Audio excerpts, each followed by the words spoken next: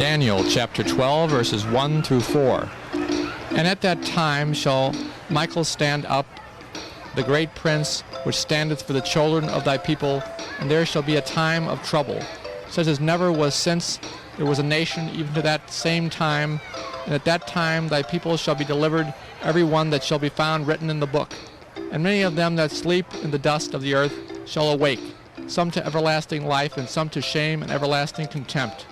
And they that be wise shall shine as the brightness of the firmament, and they that turn many to righteousness as the stars forever and ever. But thou, O Daniel, shut up the words, and seal the book, even to the time of the end. Then it shall run to and fro, and knowledge shall be increased.